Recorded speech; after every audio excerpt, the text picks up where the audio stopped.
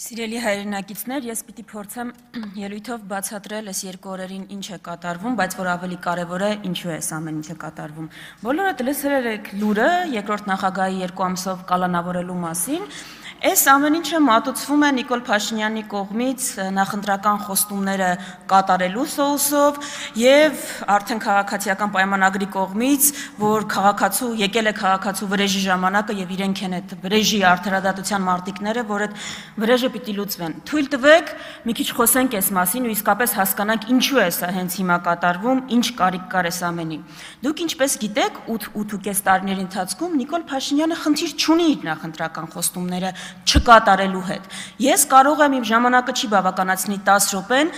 թվելու, որ նախընտրական խոստումները, որ ծրագրային խոստումները Նիկոլ Փաշինյանը չի կատարել։ Բայց ես չեմ կարող հիշել մի խոստում, որ Նիկոլ Փաշինյանը տվել է Ալիևին ու չի կատարել։ Ես այդպիսի խոստում չեմ կարող հիշել։ Ուրեմն Նիկոլ Փաշինյանը խնդիր չունի իր նախընտրական խոստումները չկատարելու հետ, խնդիր ունի Ալիևին տված իր խոստումները չկատարելու հետ։ Երբ մենք խոսում ենք այս ամենի մասին, իշխող ուժը ուզում է ասել, որ սա այստեղ ոչ մի գաղափարական բան չկա։ Ընդհանրապես ունեցվածքի եւ դիրքի պահպանության հարց է։ Ես շատ անկեղծ ուզում եմ մեր քաղաքացիների հետ խոսել այս մասին։ ԿՊԻ-ի իշխանության ժամանակ որևէ ունեցվածք պահելու լավագույն ձևը ԿՊԻ-ի հետ պայմանավորվելը եւ քաղաքականությամբ չզբաղվելն է, քաղաքականությամբ հեռու մնալը կամ իրենց հաջող քաղաքական գիծ վարելն է։ Նայեք իրենց կողքին գտնվող օրինակներին, ում հետ գուցե 2 տարի առաջ անհաշտ են եղել, դատել են, ուզում եք քրեական գործը փակվի, համագործակցի ԿՊԻ-ի հետ, ուզում եք որևէ ոտնձգություն չլինի ձեր ունեցվածքի նկատմամբ, համագործակցի ԿՊԻ-ի հետ, ասենք Խաչատուր Սուքեսյանի Սիլ Պլազան գնելու գնի հետ կապված ԿՊԻ-ի մոտ երբեք հարցեր չեն առաջանա։ Ինչու՞։ Խաչատուր Սուքեսյանը իրենց թիմակիցն է։ Այստեղ նստած մարդկանց ում ընտանիքի անդամները անցնում են քրեական գործերով ու դատական վճիռներ կա, կյանքում չեն գա ասի հանցագործ թալանչի։ Ինչի՞, իրանց հետ են։ Քաղաքական ընդդիմախոս ես, առանց դատավճռի դատախազությունը պահանջա ներկայացրել, արդեն պիտակավորումները գնում են, ՀՄԿ ռեպորտաժները պատրաստվում է։ Ուրեմն, խնդիրը ընդամենը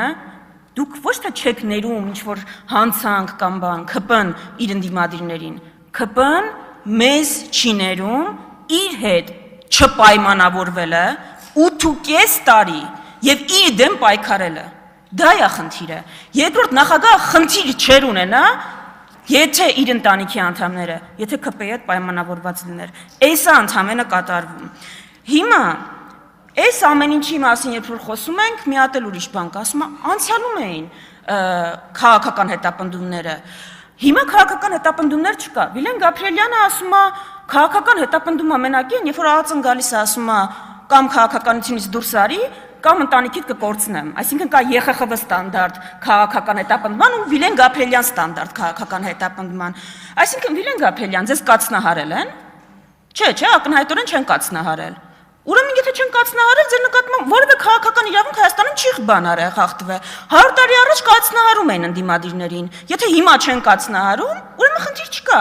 Ուրեմն քաղաքական հետապնդում, քաղաքական այլախոհների նկատմամբ ապօրինություն չկա։ Եթե ձեր տրամաբանությունը է դա, այսինքն եթե ճիշտ, օրինակ 30 տարի առաջվա մեթոդները չեն, դուք կատարելագործել, փաթեթավորել եք, ավելի աննկատ եք դարձրել, քաղաքական հետապնդում չի։ Ես ձեզ ասել եմ, մենք ձեզ կրեդիտ չենք տալու, որ դուք այդ ռեպրեսիվ համակարգի մեթոդները ավելի կատարելագործել եք ու ավելի աննկատ եք դարձրել։ Բայց հիմա գանք այս ամենը ինչու է կատարվում, ինչի հենց հիմա, ինչի էր այս ամեն ինչը պետք։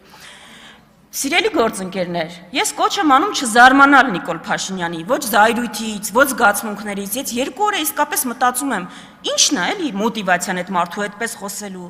բայց հասկացեք, իրան էլ հասկացեք։ 8 տարի ամենասարսափելի արշավ ընդդիմադիրների նկատմամբ, ինչ ասել են մեր մասին, ու այդ մարդը ամեն տարի գալիս է այստեղ, ընդդիմադիր հատվածը գնալով մեծանում է ընդդիմադիր հատվածը։ Ոչինչ, ինձ տեղից պատասխանում են դուք փոքրանում եք, դուք տենց էլ չհասկացաք։ Եթե մենք այս խորհրդարանում ներկայացված չլինեինք 0,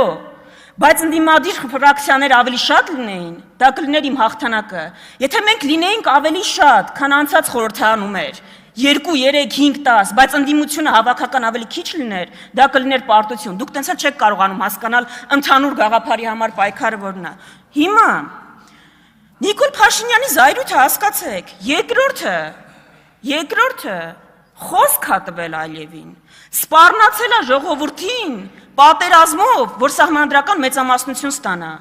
ու չի ստացել, Հայաստանի քաղաքացին զրկել է ձեզ Ալիևի փաթեթը իրականացնելու ձեր հանձնառությունից, հիմա դրա մասին կխոսենք,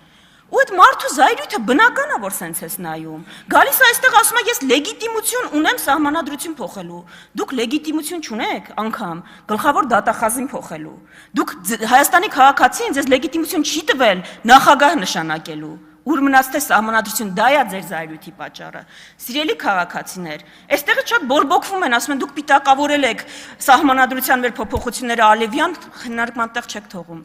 Շնորհավորում եմ ընդդիմությանը միշտ չի, որ հաջողվում է իրականությունը ներկայացնել, բայց այս դեպքով հաջողվել է, Հայաստանի որ քաղաքացուն 10 վարորդից մինչև որևէ մասնագիտություն հարցնես, գիտի, որ այս սահմանադրության փոփոխությունը Ալիևի պահանջով է իրականանում, բայց սահմանադրության փոփոխությունը չի մենակ, կա Ալիևյան փաթեթ։ Դուք ինչ ուզում եք տեղ ավելացնեք, ինչ սոուս ուզում եք ավելացնեք, ԲԴԽ, դատական բարեփոխումներ, հիմնական ուտեստը ադրբեջանական է, խոհարարը Ալիևն է, Ալիևյան փաթեթի պահանջներն են, Հայաստանում սահմանադրության փոփոխություն, Հայաստանի տարածքային այնպիսի զիջումներ, որտեղ Հայաստանը հայտնվում է շրջափակման մեջ, եւ հայ առաքելական եկեղեցու այս գծի փոփոխություն, այս ամենը փաթեթն է Ալիևյան։ Ընդդիմության պարտավորությունը սրան դիմագրավելն է։ Հիմա դուք եթե լսեք արդարադատության նախարար Սրփուի Գալյանին, Նիկոլ Փաշինյանին, իրենք ճանապարհային քարտեզ են մշակել։ Ճնշումներով, ամեն հնարավոր ու անհնար ձևով, որովհետև քաղաքացին չի տվել իրենց գործիքը դա իրականացնելու, ընդդիմադիր падգամավորներին ստիպել կլինի, համոզել կլինի, որ գնան այդ ճանապարհով, որ խոչընդոտ չհանդիսանան, այսինքն ընդդիմությունը այս խորհրդանում ունի պատմական առաքելություն, պատի պես կանգնել Ալիևյան փաթեթի առջև, ինչ էլ դա ընդդիմությունից պահանջի, ու դա